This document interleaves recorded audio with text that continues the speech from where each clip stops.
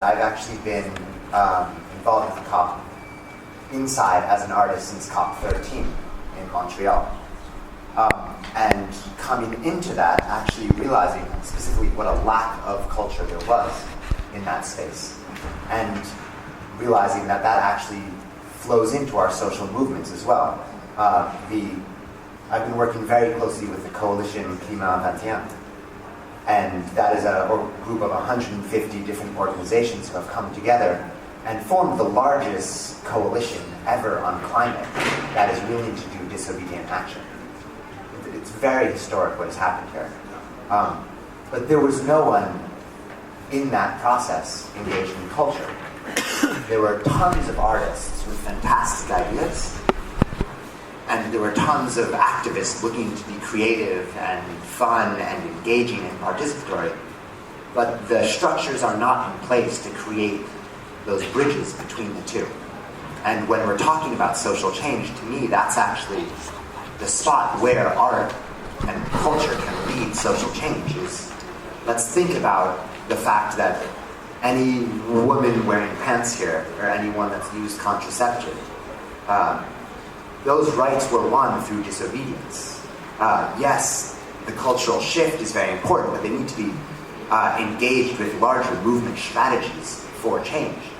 And I really believe artists can play a key role in leading on that change, but they're not being properly engaged, and thus we have groups of artists sitting around talking to each other, while groups of activists sit around and talk to each other. And right now, forget about the Bourget, I think the most important meeting that will happen during the COP is happening right now. There's an international meeting of organizers from all around the world talking about the next steps after Paris, the spring, and moving towards a series of mass direct actions and civil disobediences. I don't think there's any artists in that room. And so this is the space we need to be occupying as cultural advocates and players.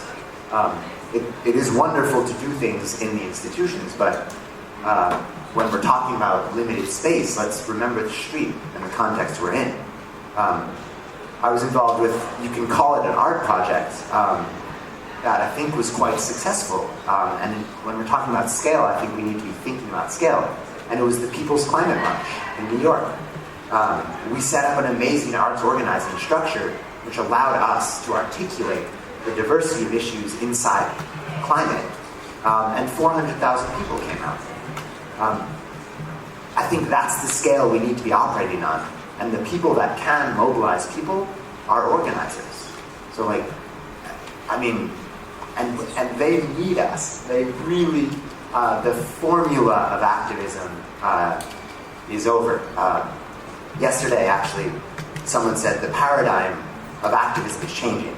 A lot of the important work around sustainable activism that's been happening in terms of how is it that the values we are embodying with our activism are so different from what we're advocating for. We're stressed out, we're not sleeping, we're running around, we're not making good decisions, there's hierarchy.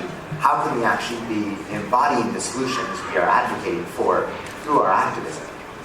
And I think that actually necessitates the decentralized structure, which is actually what art requires.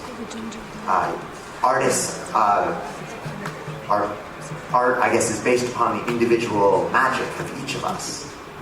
And it is that is needed to come together, is that all of us come alive as fully as possible and bring our magic to the table. And I think that is what we are starting to see a shift of in terms of activists. We need to do something great. We'll do a petition, and then we'll do a march, and then we'll do some lobbying, and we'll deliver the petition. That is changing. And what is interesting is that is changing right now on the streets of Paris. That paradigm is just destroyed because all public gatherings of more than 2 people with a political message is banned. So we are obliged to be as creative as possible. And that question of political message, what is the role of art and culture there to come through and play in that space of, okay, well, what can 2 of us do? What happens when you grab the hand of the 3rd person? And that is precisely those are precisely the ingredients being concocted towards December 12th, which will be a massive civil disobedience here in Paris. And that is changing rapidly. And everyone can and is invited to be involved at the Cette, the 104 cultural space, the people's space, that will be open from the 7th to the 11th. There will be trainings there in direct action. And so maybe one of the roles of artists is actually to start thinking about our role as the medium is the world itself. We are artists in the Anthropocene.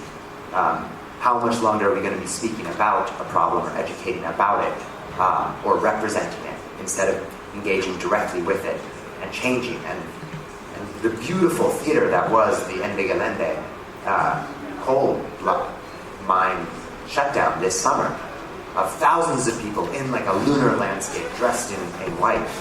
That is the ground of the theater of the Anthropocene. We must conceive of the COP and the COPs as tools that we can be using. But the real goal is our social movements and strengthening those and building the connections that are needed. And so it's been interesting. I've been doing arts organizing around COPs since, for about a decade now, I think. But actually what comes out of it is, and what we've refined over the years so that this knowledge does get passed on and we start to build up a culture of resistance, is actually that it is the social spaces outside where people are physically doing things together as an antidote to all of this talking. And it's notable to be sitting around and talking while we're criticizing how other people sit around and talk. And so we're actually trying to set up spaces where people can physically do things and prepare actions. And for me, at least, I'm not very strategic, I will say, because to me the goal is the process. It is the people engaging with each other, and as you said, the transformational experience of those that are engaging themselves. And then if that transformational experience is true enough, I think that shows through. So we don't actually need to be telling, we need to be inviting, I guess.